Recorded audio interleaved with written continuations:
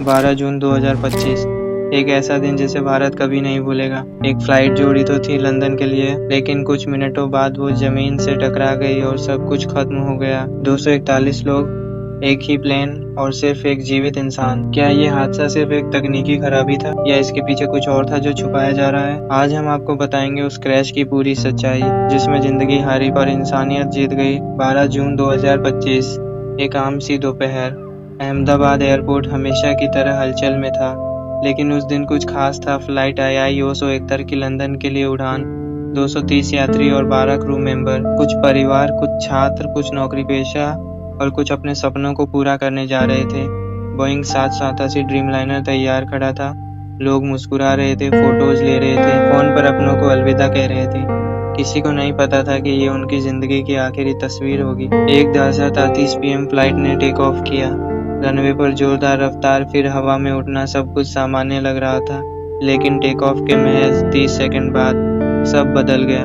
Plane जमीन से केवल 600 फीट ऊपर था जब अचानक उसमें कंपन हुआ। पायलट को कुछ गड़बड़ महसूस हुई। कंट्रोल टावर से बातचीत भी चल रही थी, लेकिन तभी प्लेन ढलान में नीचे गिरने लगा। शहर के ऊपर उड़ता वो प्लेन अब एक बम की तरह नीचे आ रहा था। लोगों ने आसमान की ओर देखा, आवाजें सुनाई दी और फिर एक भीषण धमाका। ये आई 181 सीधा जाकर टकराया अहमदाबाद के बीजे मेडिकल कॉलेज हॉस्टल से। आग की लपटें आसमान तक उठी। हॉस्टल में रह रहे छात्र कुछ समझ पाते, उससे पहले मौत वहां दस्तक दे चुकी थी। तुरंत 50 से ज्यादा दमकल की गाड़ियां, पुलिस, एम्बुलेंस पहुंच गईं, लेकिन तब तक बहुत देर हो चुकी थी। विमान के सभी 242 यात्रियों में से 241 की मौके पर ही मौत हो गई। हॉस्टल में भी कई छात्र मारे गए, लेकिन उसी मलबे के बीच, आग के बीच, धुएं और चीखों के बीच मिला एक चमत्कार। विश्वास Kumar Ramesh, seat number 11A। उसका बदन जला हुआ था, लेकिन सांसें चल रही थी। डॉक्टर्स भी हैरान थे, वो जिंदा कैसे बचा।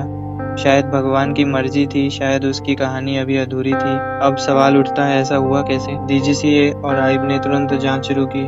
जब ब्लैक बॉक्स मिला तो उसकी रिकॉर्डिंग ने चौंका दिया। टेक ऑफ के कुछ सेकंड बाद ही दोनों इंजन फेल हो चुके थे और तभी इमरजेंसी रैम टरबाइन यानी रैट खुद ब खुद एक्टिव हो गया। ये सिस्टम तभी खुलता है जब प्लेन का पूरा इलेक्ट्रिकल और हाइड्रोलिक पावर फेल हो जाए। इसके अलावा जांच में ये भी सामने आया कि टेक ऑफ के समय फ्लैप्स और लैंडिंग गियर पूरी तरह रिट्रैक्ट नहीं हुए थे, यानी प्लेन अपनी पूरी लिफ्ट नहीं बना पाया और हवा में टिक नहीं सका। एयर ड्रैग बहुत ज्यादा हो गया और प्लेन भारी होकर नीचे गिरने लगा। इन सब के बीच सबसे बहादुरी का काम किया पायलट कैप्टन सुमित सभरवाल ने। उनके पास सिर्फ कुछ सेकंड थे।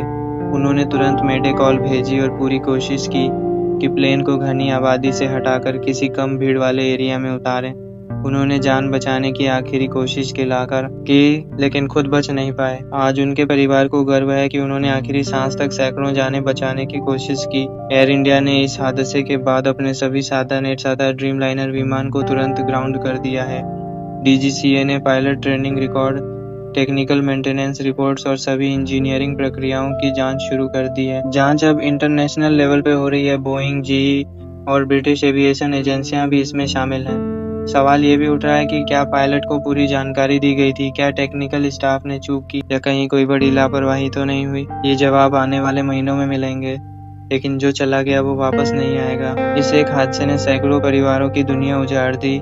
किसी ने अपने बच्चे को खोया, किसी ने माता पिता को, किसी ने अपने जीवन साथी को, और जो एक अकेला बचा विश्वास, वो आज भी अस्पताल में है, लेकिन उसकी आंखों में हर वो चेहरा तैर रहा है जो उस प्लेन में था। शायद हम कभी नहीं जान पाएंगे कि उस दिन फ्लाइट AI 171 को आखिरकार किसने गिराया, किसकी लापरवाही, किसका सिस्टम फेल हुआ। लेकिन एक बात जरूर है, उन 241 लोगों की यादें आज भी जिंदा है। विश्वास एकमात्र बचे यात्री की सांसें आज भी गवाही दे रही हैं कि मौत जब सामने हो तब भी एक विश्वास ही है जो इंसान को जिंदा रखता है। श्रद्धांजलि उन सब